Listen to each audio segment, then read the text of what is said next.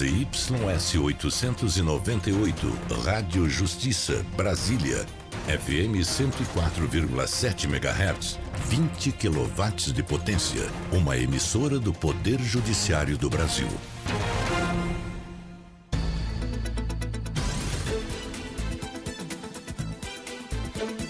Voltamos a apresentar Revista Justiça. E estamos de volta com Revista Justiça para começar a nossa terceira e última parte de hoje. Hoje, segunda-feira, 18 de setembro de 2023. E boas-vindas também a você que passa a nos acompanhar com as imagens ao vivo do estúdio da Rádio Justiça pelo YouTube. Vai lá e coloque Rádio TV Justiça e você vai ter o link ao vivo para acompanhar a programação da Rádio Justiça. 10 horas e 4 minutos. Revista Justiça. Debate. Vamos falar sobre a reforma administrativa conforme a proposta da PEC 32 de 2020, que foi apresentada pelo Poder Executivo, isso na gestão passada, alegando ali a redução dos gastos públicos. Por isso, estamos recebendo aqui em nossos estúdios advogada, jurista, professora de Direito Administrativo, autora de diversas obras também em Direito Administrativo, professora e doutora Fernanda Marinella. Bem-vinda, bom dia. Bom dia, Sérgio. Bom dia a todos os ouvintes da rádio. É um prazer fazer parte desse bate-papo, né, de um assunto tão desafiador e que com certeza será pauta aí de debate nos próximos dias, né? Sem dúvida alguma, tem muita coisa para a gente discutir. E excepcionalmente por telefone, devido a compromissos ou não, posso dizer assim, imprevistos, o mestre e doutor em Direito, professor Felipe Daleno Nogari Alves. Professor, seja bem-vindo, bom dia. Bom dia, Sérgio. Bom dia aos ouvintes da Rádio Justiça.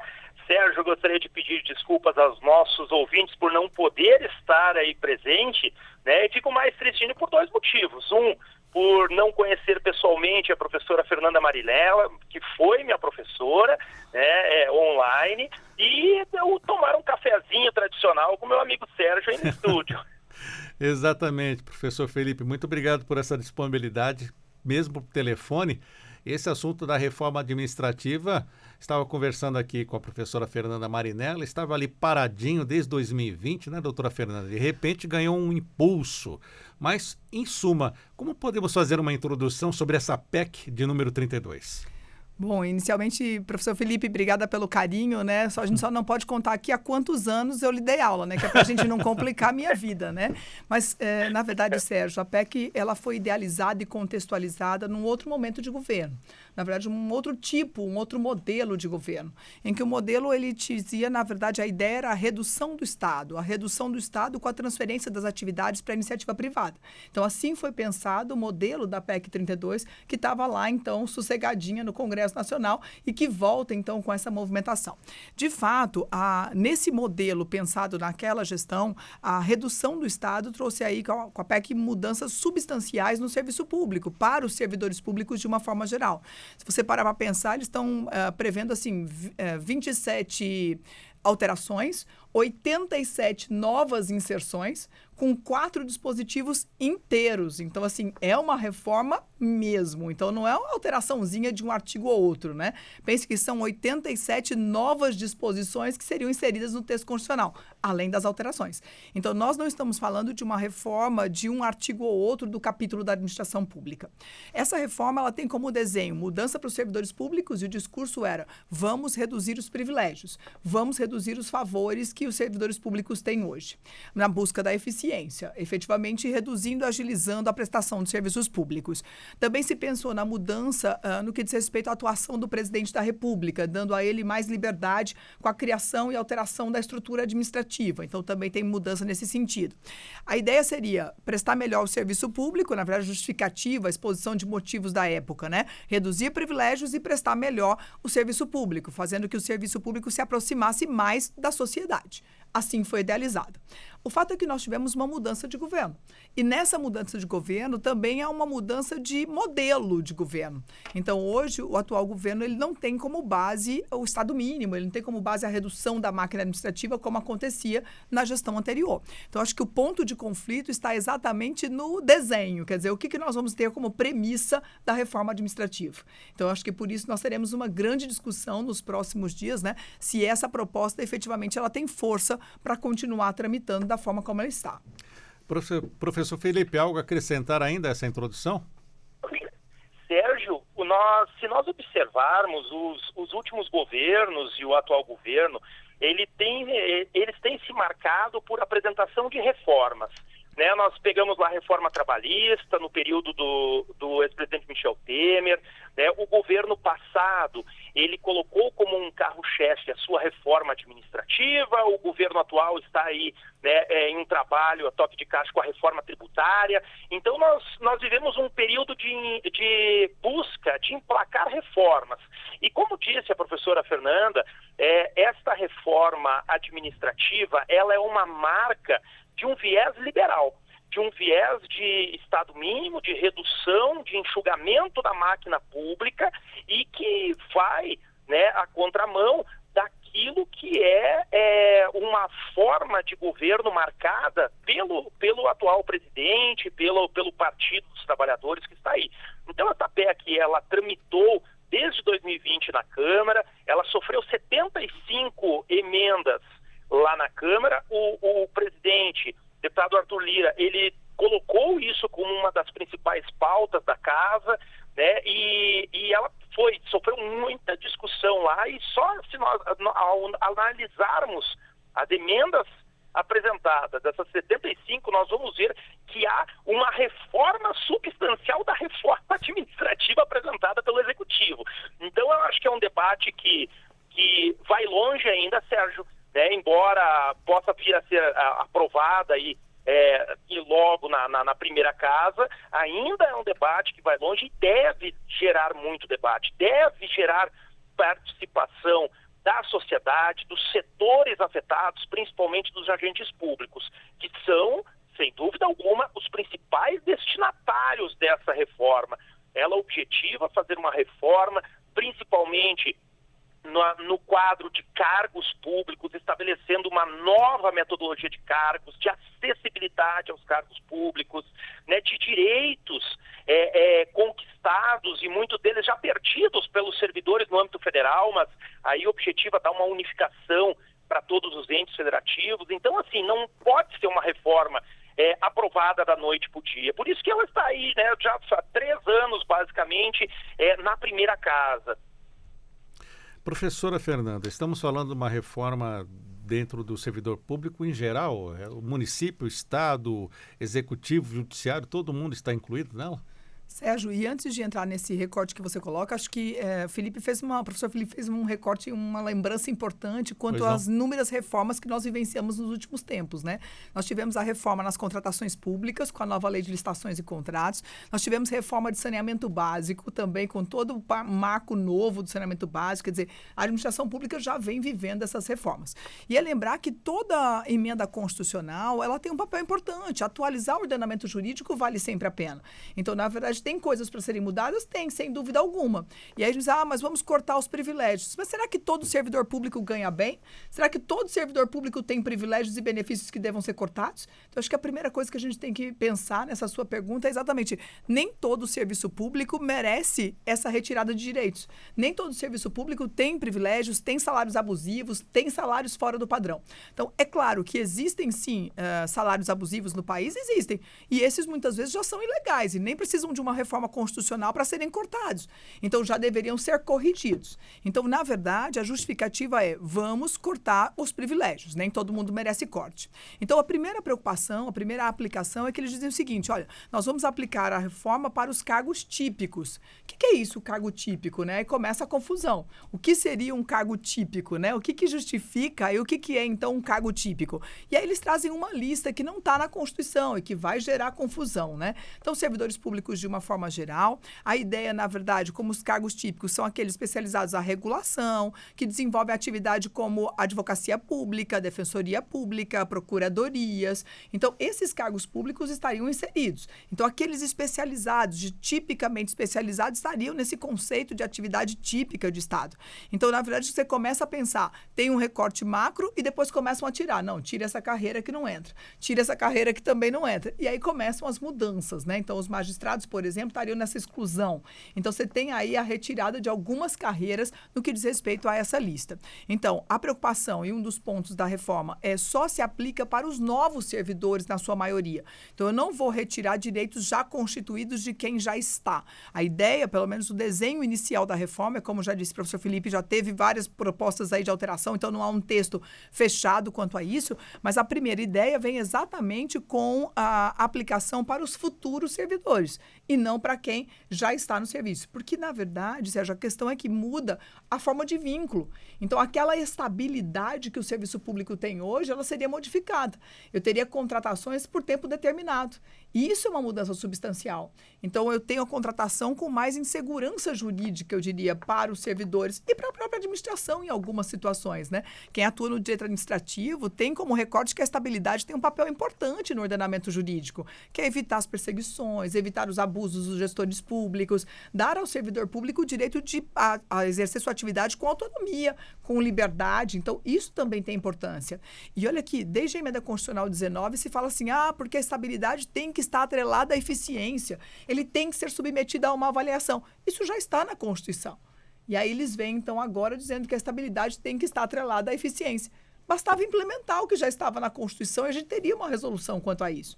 Então, na verdade, o recorte é atividades típicas, que são próprias de Estado, privilegiando, na verdade, as contratações por tempo determinado, as terceirizações, flexibilizando a segurança jurídica para muitas carreiras, e esse é um ponto de preocupação. Então, não há um corte certinho, Sérgio, no que diz respeito a esta aplicação, mas a ideia seria, para quem entrar depois da reforma, reconhecendo o direito adquirido para quem já estabeleceu e já constituiu esse direito. Não em todos os dispositivos, não em todas as regras, mas na maioria delas. Isso valendo, então, para os municípios, os estados, Poder Executivo, Poder Legislativo, também o Judiciário? Para todos os entes e para todos os poderes. Então, para todos os entes e para todos os poderes. O modelo é bem abrangente e seria aplicado para todo o serviço público brasileiro. A previsão de alteração vai de todo o capítulo da administração pública. Altera o 37, inclui o 37A, altera o 39, o 40, o 41. Então, alterariam praticamente todos os dispositivos que estão no capítulo da administração pública, que serve para todos os entes. O 37 fala, né? Administração pública direta e indireta da União, dos estados, dos municípios, do Distrito Federal e de todos os poderes, Poder Executivo, Poder Legislativo e Poder Judiciário. O que acontece é que eles começam a retirar algumas carreiras, mas, em tese, serviria para todo mundo. A reforma seria geral. Professor Felipe, algo a acrescentar? Sérgio, exatamente o que a professora Fernanda falou, ele, embora se aplique a todos os poderes, se aplicam aos servidores desses poderes, não aos membros dos poderes. Essa é a grande dúvida que paira na sociedade quando se pergunta. Então, o membro do judiciário, o juiz, vamos colocar aqui o juiz, né, os desembargadores, os ministros, os nossos parlamentares, eles não estão incluídos na reforma, porque são membros de poderes. Os servidores desses poderes, sim, eles são regidos geralmente pelo mesmo estatuto, das mesmas normas, então eles, os servidores, estão sujeitos a essa reforma. E como a professora Fernanda falou, Sérgio, para os nossos ouvintes entenderem, a reforma feita na Constituição.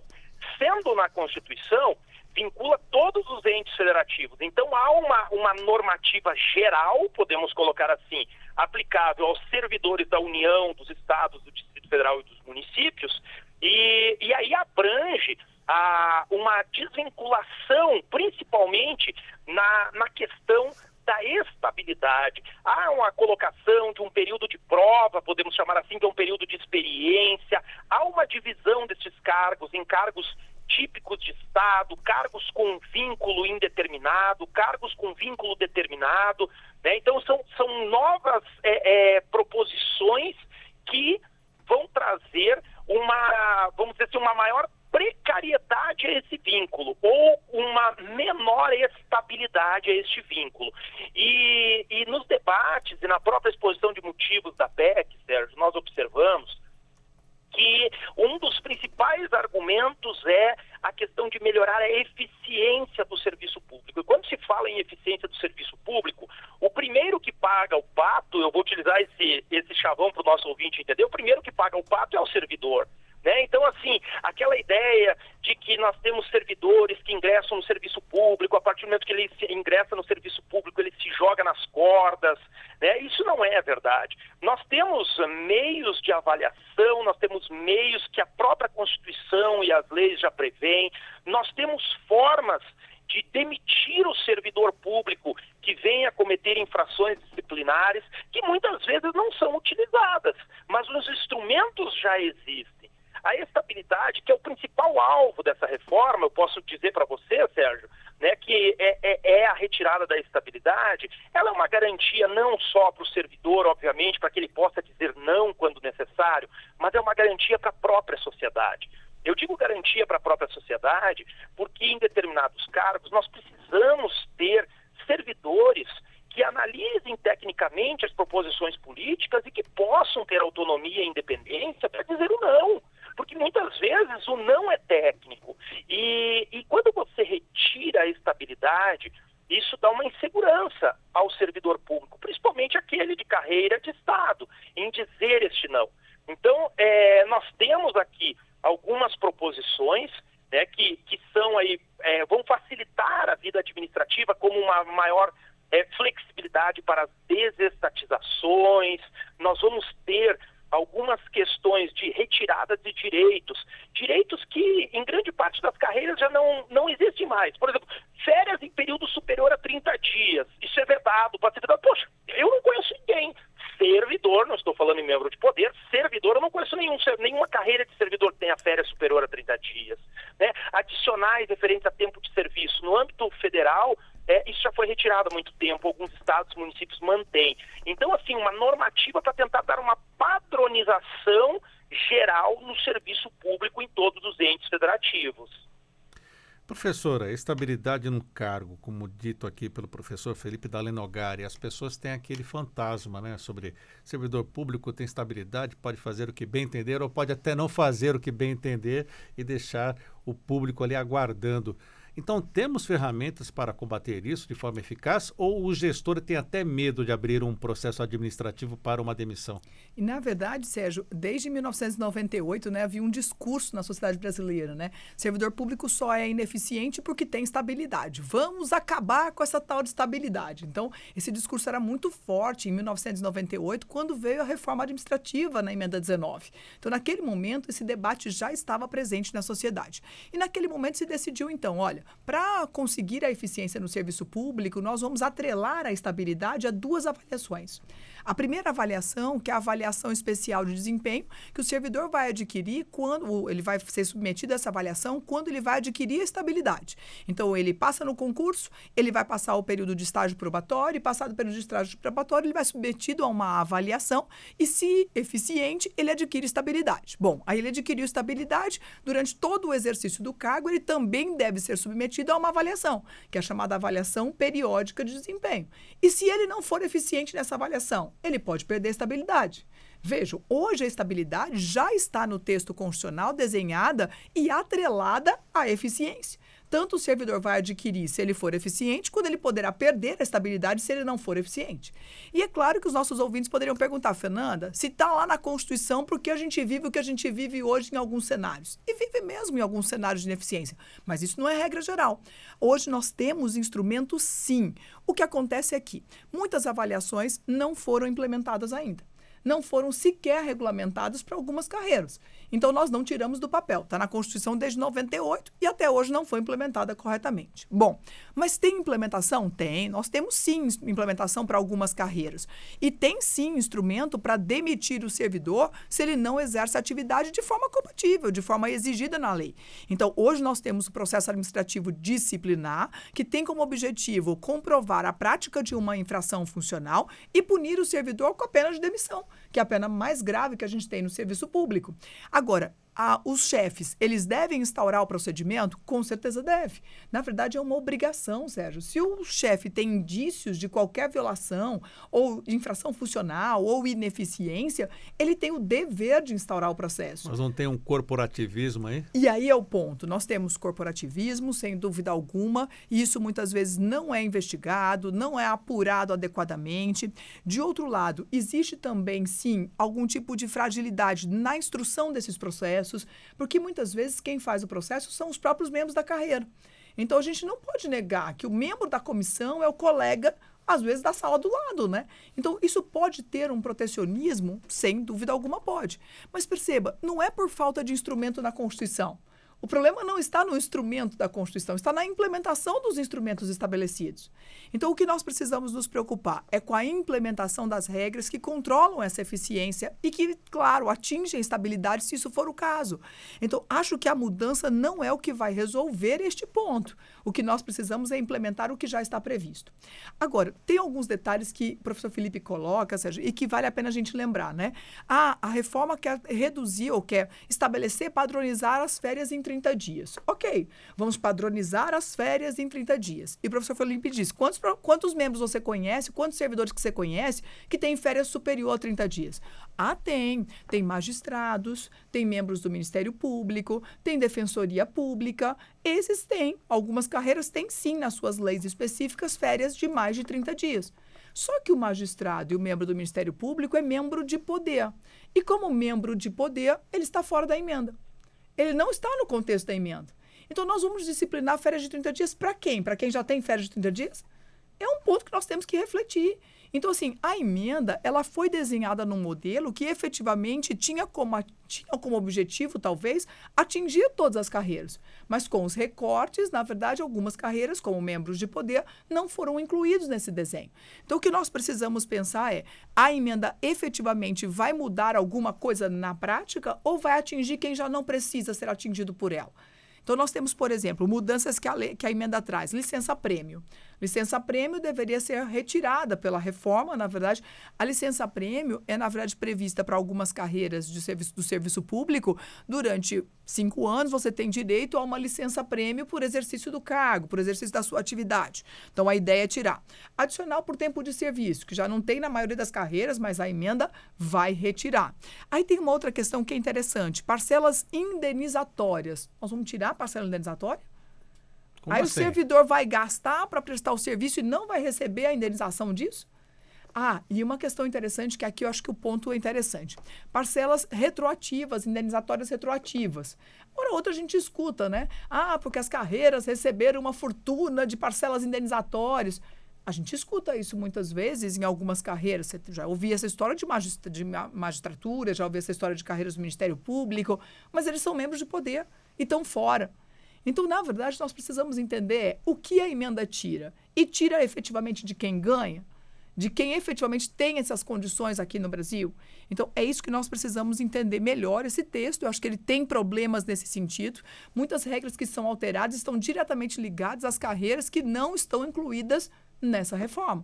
Então, é preciso definir melhor quem são os personagens que vão ser atingidos por ela e que, de fato, quem é que tem os direitos que precisam ser alterados ou que devam ser alterados. Eu não tenho nem a resposta certa de que vamos tirar, tem que tirar. Eu ainda não tenho certeza com relação a todos os dispositivos que estão incluídos na emenda. Mas é importante ter esse desenho.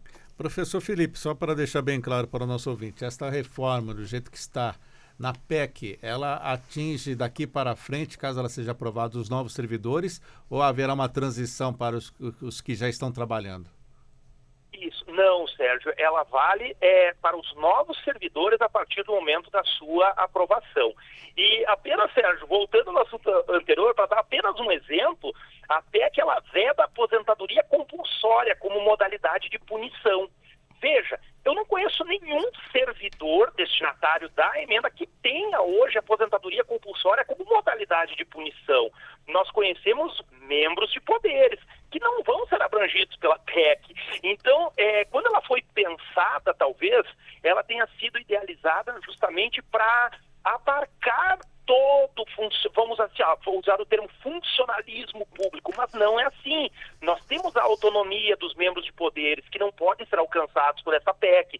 Então, ela acaba colocando aqui aquele que é leigo, que se depara com a leitura, olha que legal, né? Vamos tirar a aposentadoria compulsória com modalidade de punição dos servidores públicos. Não tem, a aplicabilidade é zero no âmbito do serviço público destinatário da PEC. E aí, Sérgio, voltando, nós vamos ter a aplicabilidade dela para os novos servidores, aqueles que ingressarem no serviço público posterior à sua aprovação. E aí, esses que ingressarem no serviço público, eles vão ter um novo recorte, principalmente o prazo de prova, como eu havia falado anteriormente. Nós vamos ter para os cargos que são típicos de Estado um período como se fosse de estágio probatório de 2 anos, mas é um período de experiência, e isso é etapa do concurso público. Nos cargos por tempo indeterminado, este prazo reduz para 1. Então, 1 ano no caso de cargo por tempo indeterminado, 2 anos de cargo típico. E o agente público investido nesse típico de Estado, ele vai adquirir a estabilidade. Ele precisará trabalhar mais 1 ano após esse período de 2 anos de experiência, e aí ele adquire a estabilidade semelhante à estabilidade que nós temos na Constituição hoje. A grande questão é como definir o que é um cargo de Estado, né?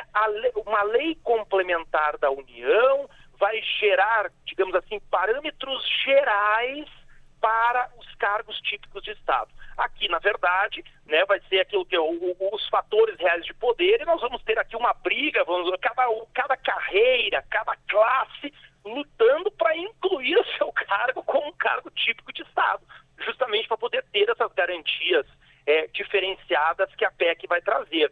Porque aquele que não for considerado um cargo típico de Estado, ele não terá direito à estabilidade. Apenas um exemplo, né? Então, nós vamos ter, na verdade, uma briga posterior, que é justamente essa definição, e no âmbito de estados e municípios, estados, Distrito Federal e municípios, uma lei complementar vai dispor sobre essas normas gerais, e eles vão ficar adstritos a essas normas gerais definidas pela União.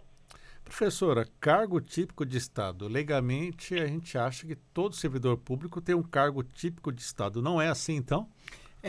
Não é assim. O conceito, na verdade, a própria PEC, ela traz um pouco disso, mas como o professor Felipe colocou, uma lei complementar posteriormente é que fará a lista, a definição exata dos parâmetros do que significa um cargo típico de Estado. Hoje, na verdade, nós não temos uma definição exata. O que a jurisprudência, nesses anos todos, né, vem construindo sobre isso? Nós tivemos essa discussão até o tempo das agências reguladoras, né? O que seria um cargo típico? Então, eles entendem que aqueles cargos tipicamente especializados, que dependem de uma qualificação própria para o cargo, seria um cargo típico de Estado. Aí você vai dizer, Fernanda, o que não é? Por exemplo, os serviços gerais na administração pública de uma forma geral, o assistente, o atendente, o recepcionista, esses cargos não seriam típicos, porque eles não têm uma qualificação própria para exercício do cargo. De outro lado, você pegaria, por exemplo, o fiscal de uma agência reguladora, a gente teria a própria atividade de regulação, a própria atividade da advocacia pública, procuradorias. Então, esses seriam cargos típicos porque eles exigem uma qualificação própria para o exercício daquele cargo. Agora, o professor Felipe traz uma questão, Sérgio, que eu acho que vale a pena a gente lembrar. Veja, na verdade, o concurso público continua. A ideia não é acabar com o concurso público. Não vai terceirizar tudo. Mas assim, a emenda não traz isso, mas ela traz a possibilidade tanto do contrato determinado quanto dos terceirizados. O contrato determinado, ele traz prévia aprovação em concurso, mais simplificado. E aí, qual é a ideia? Fernanda, você acha que com o tempo a gente vai tendo as substituições? Eu acho que sim. Por mais que a PEC não traga isso. Eu acho que as brechas da mudança do modelo de contratação determinada, a brecha para as terceirizações de forma mais ampla, já que nós vamos separar os típicos e o resto vai ficar de uma contratação mais frágil, com menos segurança jurídica, eu acho que isso vai acabar acontecendo sim. E acho que isso é uma fragilidade para o serviço público. Mas o concurso público não morre. Ele só só perde um pouco a sua aplicação se a gente começar a substituir pelos terceirizados de forma mais substancial. Eu vou trazer uma lista do que é típico, essa lista vai ter estabilidade, quem não está na lista vai ficar, então, com essas brechas da flexibilização das contratações mais vulneráveis, vamos dizer assim, mais frágeis. Agora, tem um ponto que eu acho que é interessante também lembrar, Sérgio, que é a questão do estágio probatório e o período de prova. Vejam, a gente tem na Constituição Federal que a estabilidade se adquire com 3 anos. Então, atividade e exercício, durante o período de 3 anos, servidor público aprovado na avaliação, ele vai ter direito a adquirir estabilidade. E aí, a emenda constitucional traz um período de prova que não é mais de 3. 3 é para adquirir estabilidade, mas o período de prova vai ser de 1 ou 2. Então, dependendo da carreira, 1 ou 2. Sim. Aí vai trazer um contrassenso que nós já vivenciamos. Por quê? No passado, a Lei 8.112, no seu artigo 20, ela diz que o estágio probatório é de 24 meses. E a estabilidade, por emenda constitucional, passou a ser de 3 anos. Essa matéria, durante muitos anos, foi objeto de polêmica. 3 anos para adquirir estabilidade e 2 de estágio probatório. Bom, com a polêmica toda, o Supremo Tribunal Federal diz o seguinte: não, eles têm que ter prazos iguais. Não dá para o sujeito estar no período de prova, a terminar o período de prova, dizer, você está pronto, você terminou o período de prova, mas você ainda não tem estabilidade. Você vai ficar 1 ano aí sendo ainda testado. E se você não der certo nesse ano? Não, você já acabou a prova. Você já acabou o período de prova, mas você não tem estabilidade também. Então, era uma indefinição de insegurança jurídica muito grande. E a nossa jurisprudência se constitui, então, no sentido de que tem que ter prazo igual. Nós vamos ter 3 anos para a estabilidade e 3 anos para o período de prova, para o estágio probatório. E essa construção nova cria-se, então, um novo modelo, que é um outro estágio probatório, tá? É um outro período de prova, mas que vai gerar a mesma discussão de insegurança jurídica no 3º ano. O servidor é o quê no 3º ano? Ele não é estável e também não está no período de prova.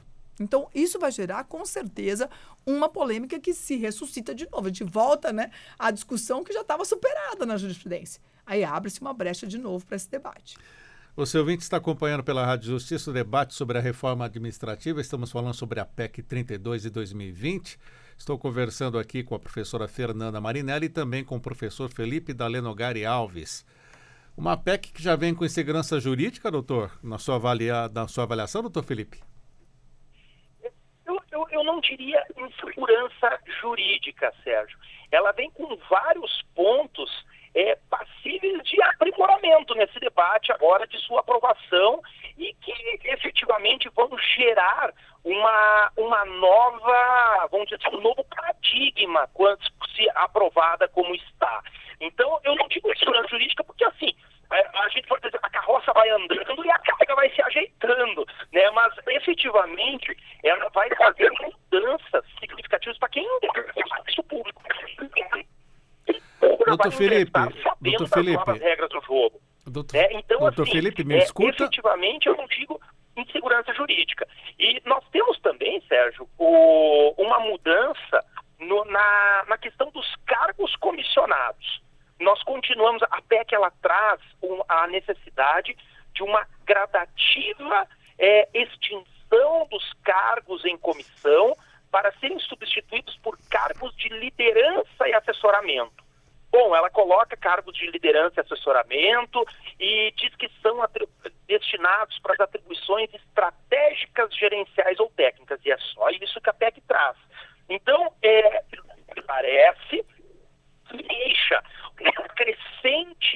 uma crescente possibilidade de uma substituição grande vamos dizer assim, não vou dizer substituição, mas uma criação grande desses cargos de liderança e assessoramento. Quando você coloca atribuições estratégicas, gerenciais ou técnicas, ou seja, não é nem aquela definição do cargo comissionado antigo, que é chefia, direção e assessoramento. Então, nós observamos uma tendência dessa reforma para cargos com um vínculo precário. O cargo por tempo determinado, como disse a professora Fernanda, ele vai trazer o que nós temos hoje, Sérgio, que é a tendência da terceirização. Contratos temporários que não vão gerar encargos previdenciários, porque a própria PEC diz que esses cargos são submetidos ao regime geral de previdência. Os cargos de liderança e assessoramento também vão ser uma crescente, que também não estão vinculados ao regime próprio dos servidores públicos, estão ao nosso, vamos dizer assim, para o ouvinte entender, estão no nosso INSS, então há uma busca de uma precariedade nesses vínculos. E isso a gente tem observado já, Sérgio, no dia a dia. Se nós olharmos aqui a estrutura dos ministérios, nós vamos ver que nós temos um número grande de cargos comissionados, e tem que ser, obviamente, porque é um local estratégico, mas também de terceirizados. Então, aquelas atividades que lá na ponta da linha, muitas vezes são feitas ainda por servidores concursados, né? Vamos colocar aqui aquele serviço de merendeira, de gari, né, que você ainda concursa pessoas, a tendência é que esse tipo de cargo ele vá deixando de existir, porque você vai ter um vínculo permanente e vão efetivamente sendo terceirizados, passados, né, para a iniciativa privada, e você vai ter um número crescente. Eu não estou aqui na PEC, não na iniciativa privada, mas esses contratos por tempos determinados e com vínculos precários. Professora, temos essa situação detalhada aqui pelo professor Felipe e nós pensamos, né, cargo comissionado é algo que deve acabar, mas na prática é necessário termos esses cargos comissionados, professora? Na verdade, eu entendo que sim, Sérgio. Eu acho que a gente não pode acabar com os cargos comissionados. Eu acho que o cargo comissionado não pode substituir a atividade de servidor permanente. Essa é uma diferença. Porque o cargo comissionado, ele hoje é aquele baseado na confiança, né? O velho cargo de confiança, que ele serve para direção, para chefia e para assessoramento. Então, entre aspas, é o braço direito do gestor público. É aquela pessoa que o gestor público, de fato, confia para ser os seus olhos dentro da gestão. Afinal de contas, ele vai cuidar, vai estar na linha de frente, e alguém precisa fazer esse acompanhamento, essa fiscalização. Mas o que está equivocado, e hoje isso já acontece, é o cargo em comissão substituindo os quadros permanentes. Então, eu não faço concurso, eu aumento o número de cargos em comissão, eu saio suprindo o quadro permanente e, quando muito, eu faço terceirizados. Então, eu faço contrato de terceirização, eu faço indicação de cargos em comissão, aumento o número de cargos em comissão. E hoje, Sérgio, é interessante observar que na normativa não há uma previsão de quantos cargos em comissão eu posso ter, que percentual é esse do meu quadro permanente. Lembrando que o cargo em comissão, ele pode ser preenchido por quem não prestou concurso, né? Ele pode ser preenchido por qualquer pessoa, desde que preenchido aqueles requisitos mínimos, ser brasileiro, ter mais de 18 anos. Então, qualquer pessoa pode exercê-lo. Agora, tem uma preocupação que quanto mais eu aumento o número de cargo em comissão, eu também gero um risco quando há mudança do gestor, que é aquela velha história, né? O dirigente do órgão foi exonerado, todos que eram da confiança dele também são exonerados. Quando chega o novo gestor quer nomear todo mundo. Então, imagine que isso tem um risco de continuidade do serviço, porque a cada vez há uma mudança. Eu brinco assim, né? Quem chegou não sabe nem fazer ofício, né? Vai ter que ensinar a fazer ofício. Então, e a roda, e o avião não pode cair. Eu tenho que trocar o motor com o avião no ar. A roda não pode parar. Então, na verdade, assim, o número excessivo de cargos em comissão, isto compromete, gera risco para a continuidade do serviço público. Então, eu não posso substituir. Lembre-se assim, Sérgio, o gestor público, ele é temporário. Ele vai embora. Ele passa lá de seu mandato, ele exerce ali seus 4 anos e ele vai embora. Mas a gestão pública fica. Sim. E eu preciso ter quem conte essa história. Eu preciso ter um quadro permanente que vai documentar e que vai ter o acervo, a história da administração pública. Porque o gestor é passageiro, mas a administração não, a gestão não. Então, eu preciso de processos e eu preciso de pessoas que documentem a história da administração pública. Então, eu entendo que o cargo em comissão, ele é importante, ele precisa existir, no entanto, ele não pode substituir o quadro permanente. E nesse desenho da reforma, ele tem uma abrangência maior que é para o cargo técnico. Então, veja, se eu posso colocar cargos em comissão para exercer atividade técnica, como a nova previsão traz, eu estaria ampliando a possibilidade da criação desses cargos. Então, não é mais só direção, chefia e assessoramento. Agora, eu também posso utilizar para quadros técnicos. Então, eu estaria substituindo o quadro permanente. E esse é o risco. Então, nós temos servidores que vão ser temporários, que é aquele baseado na confiança. Eu brinco que é aquele que você dorme com e acorda sem. Quando lá já recebe um telefonema, né? Estou te exonerando. Ou então você fica sabendo pelo Diário Oficial. E isso gera risco para a continuidade do serviço, porque eu mudo toda hora esses assessores. Então, é importante lembrar que não é possível, não é seguro substituir o cargo dessa maneira. Substituir o quadro permanente por esses cargos em comissão. A mesma coisa para os determinados, contratos por prazo determinado. O contrato por prazo determinado, ele também vai ter essa fragilidade, porque ele vai embora, assim como o gestor também vai. Então, eu tenho que ter alguém que vai contar a história da administração pública, como tudo aconteceu naquele momento.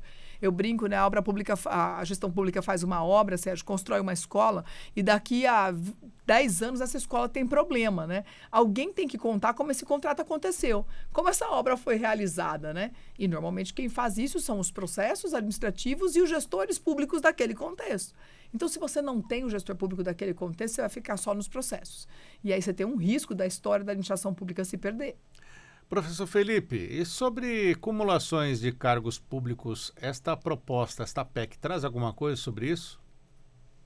Sim, Sérgio. O que acontece é o seguinte, ela, em regra, ela permite a acumulação remunerada de cargos públicos para aqueles servidores não ocupantes de cargos típicos de Estado.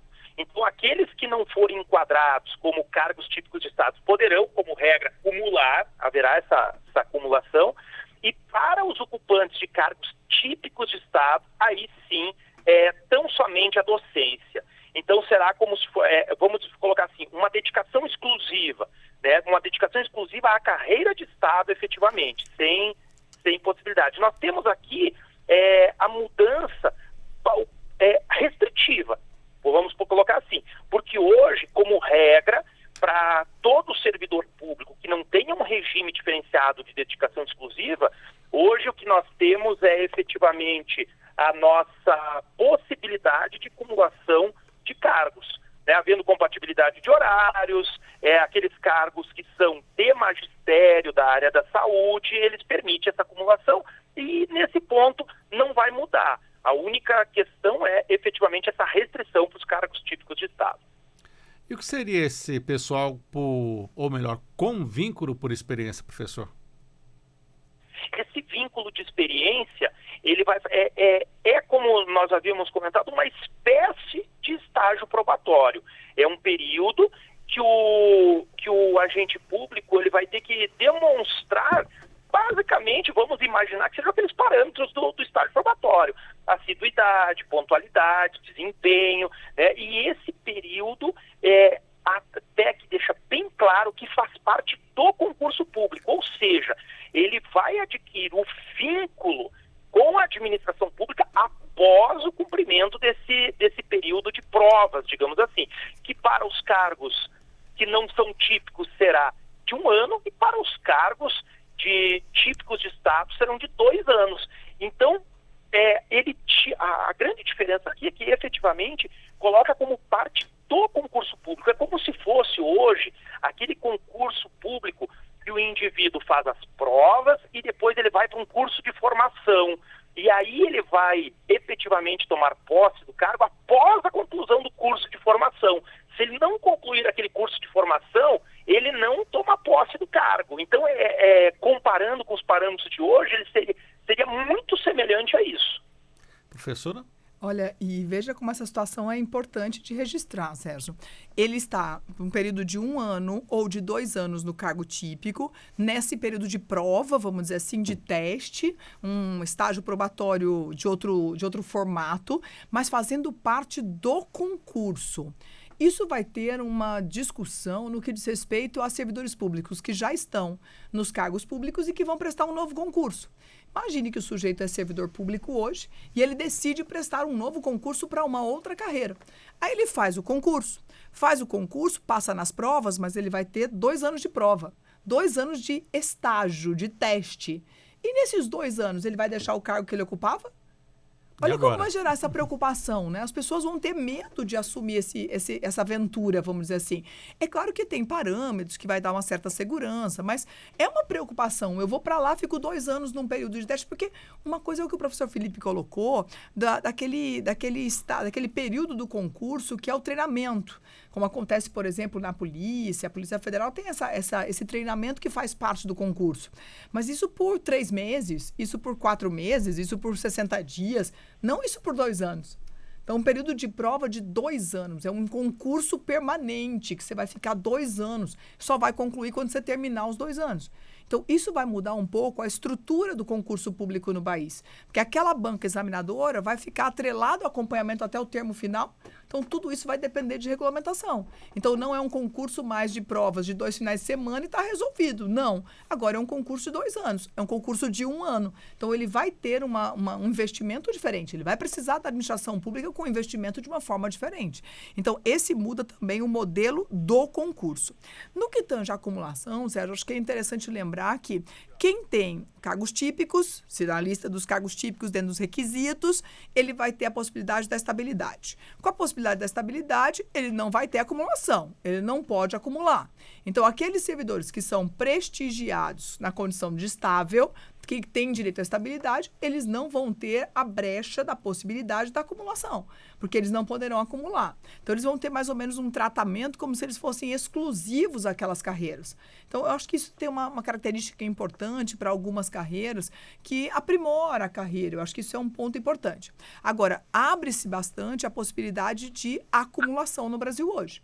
Hoje, a acumulação, ela é vedada, como regra geral, só sendo permitida, então, nas hipóteses do artigo 37, inciso 16 e 17, que fala horário compatível e quando for uma das seguintes hipóteses, né? 2 de professor, 1 professor técnico-científico, 2 na área da saúde, e tem aquela listinha lá do artigo 37 da Constituição Federal. Então, a gente teria uma abertura para isso, eu posso acumular.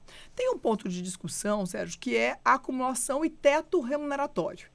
Hoje, o Supremo Tribunal Federal já entendeu que nós vamos considerar o teto remuneratório considerando cada um dos cargos. O texto original da Constituição Federal falava em somatório. Eu somo os 2 e não posso ultrapassar o teto remuneratório.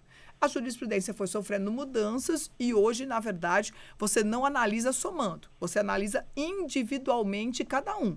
Então, eu não preciso me preocupar com a soma dos 2 e o teto. Eu tenho que ter respeito ao teto em cada um dos cargos, não considerando o somatório. Bom, e agora que a acumulação vai ser ampliada? Se a acumulação ela é ampliada, como vai ficar a questão do teto remuneratório? Nós vamos voltar a pensar no somatório ou nós vamos ter a consideração de forma individual da forma como está hoje? Então, são questões que a gente vai ter aí desdobramento também, né, a partir do texto da emenda constitucional. Então, são situações que já estavam estabelecidas e que ressuscita-se a discussão. Nós vamos ter, na verdade, como colocou o professor Felipe, né, e a carga vai se acomodando e a gente vai passar de novo por um processo de acomodação. E os servidores públicos, na minha opinião, vivem, sim, uma insegurança até que a carga se acomode, até que as coisas tomem o seu lugar novamente.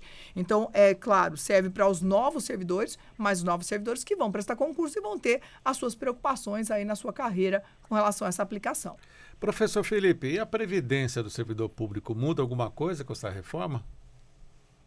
Sérgio, aos ocupantes de cargo típico de Estado e aqueles por prazo indeterminado, não muda, eles continuam regidos pelo regime próprio de previdência. O que nós vamos ter aqui é uma delimitação para a ocupação do regime de previdência, o regime geral, que é o INSS, para aqueles servidores com prazo determinado e para aqueles exclusivamente de cargo de liderança e assessoramento. Então, assim, basicamente não mudam os nomes ali, mas a questão do regime previdenciário não muda. Nós continuamos aí com esses 2 regimes, o regime próprio para aqueles servidores, né, de carreira, podemos dizer assim, e o regime geral de previdência para aqueles que têm vínculo precário. Professora.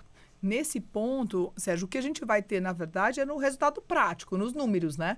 O regime não muda, mas se eu tenho mais cargos em comissão e se eu tenho contratados por prazo determinado que a gente não tem hoje, a ideia é eu vou ter um número maior de agentes que trabalham na administração pública e que vão estar sujeitos ao regime geral e não ao regime próprio. Vejam, se o nosso raciocínio anterior diz que essa abertura da emenda constitucional traz a possibilidade da criação de mais cargos em comissão e traz a possibilidade de contratação por tempo determinado, que hoje nós não temos, e que esse grupo do cargo em comissão e tempo determinado vai ser protegido, ou melhor, assegurado pelo regime geral de previdência social, eu vou ter mais gente no serviço público que está no regime geral do que está no regime próprio.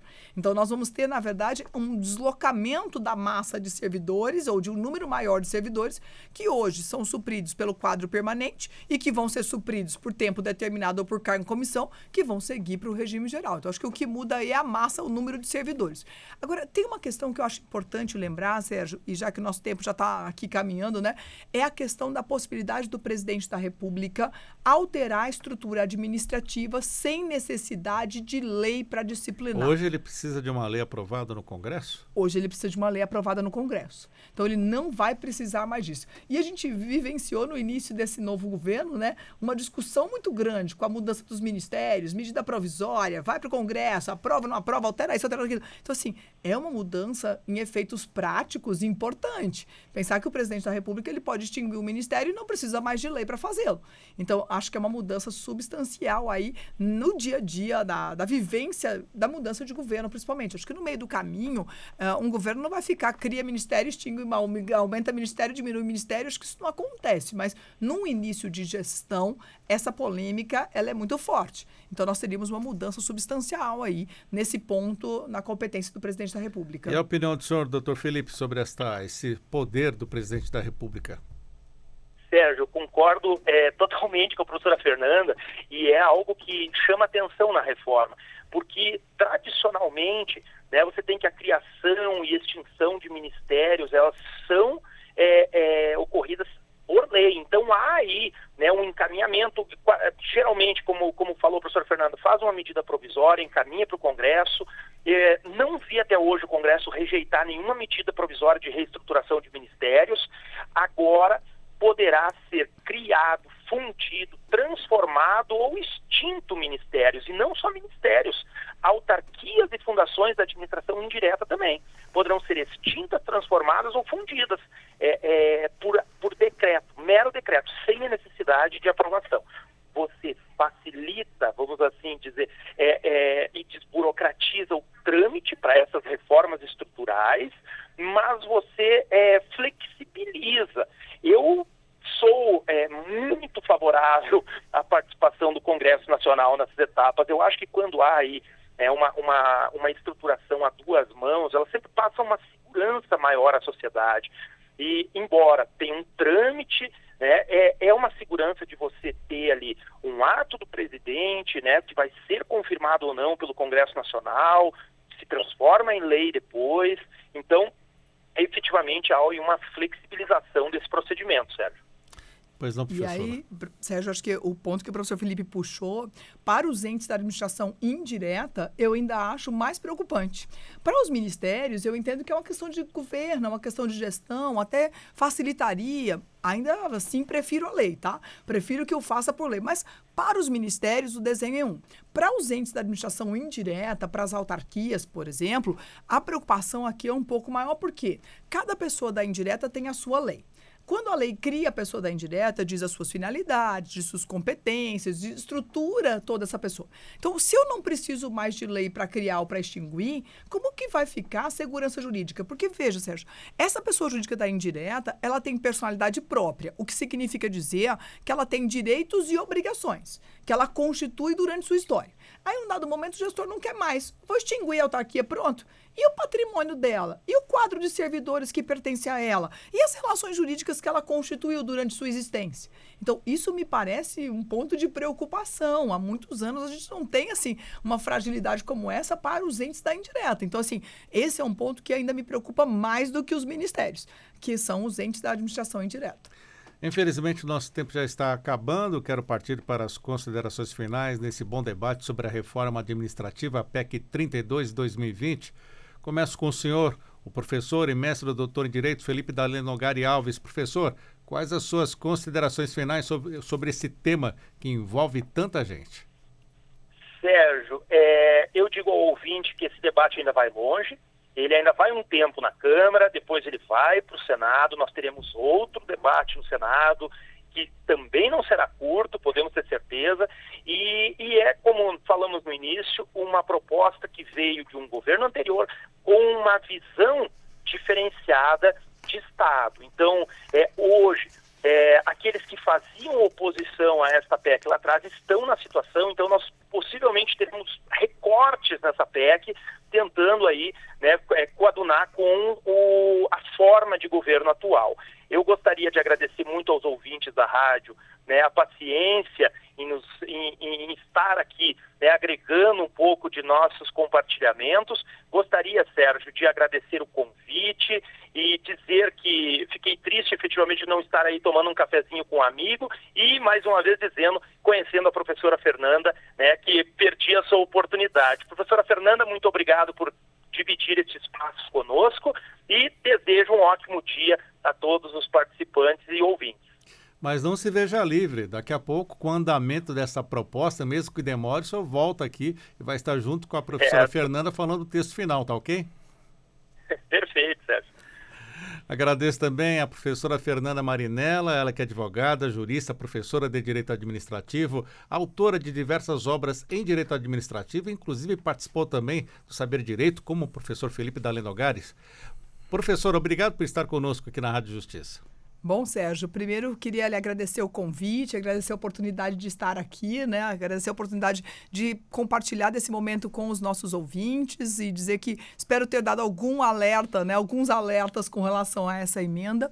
E aí alguém poderia dizer assim, mas Fernanda, você é a favor dos privilégios, né? Você é a favor dos benefícios que existem? De forma alguma. Não sou a favor dos privilégios, não sou a favor dos benefícios. Acho que as emendas são importantes, mas elas precisam ser amadurecidas. E aí, professor Felipe, já agradecendo, né, todo o seu carinho e colocando vários pontos que nós precisamos aí participar e realmente construir esse debate. E aí eu conclamo, né, a nossa sociedade e os nossos ouvintes a efetivamente participarem desse debate. Nós precisamos construir essa emenda em muitas mãos, ou com muitas ideias, com muitas contribuições. Então, o que eu espero é que os nossos ouvintes e a nossa sociedade venha, de fato, participar desse debate, que a gente possa construir, na verdade, com responsabilidade. Acho que o serviço público brasileiro precisa, sim, de mudanças, mas mudanças responsáveis. Não que essas não sejam na sua plenitude, claro, acho que tem vários dispositivos que merecem, mas outros precisam ser repensados. Então, conclamo, na verdade, a todos que participem desse amadurecimento, Sérgio. Então, mais uma vez, obrigada. Professor Felipe, obrigada pelo carinho, pela atenção. Espero que a gente possa tomar o nosso café juntos e a todos os nossos ouvintes, vamos protagonizar essa reforma. Eu acho que é isso que nós precisamos, fazer parte dela de forma concreta. Convite futuro já feito, então, para os dois estarem aqui mais uma vez na Rádio Justiça, 10h59, o Revista Justiça fica por aqui. A apresentação e edição de Sérgio Duarte, a produção de Leandro Bezerra, trabalhos técnicos Luiz Alves, programação musical Josimar Fernandes, coordenação de jornalismo Marcela Luiza, Secretaria de Comunicação Social Supremo Tribunal Federal. Está chegando aí a Ariana Fonseca, mais um Pauta Musical, e lembrando que essa entrevista vai estar disponível também para você assistir quando quiser lá no YouTube Rádio e TV Justiça. Um bom dia a todos. A Rádio Justiça apresentou Revista Justiça.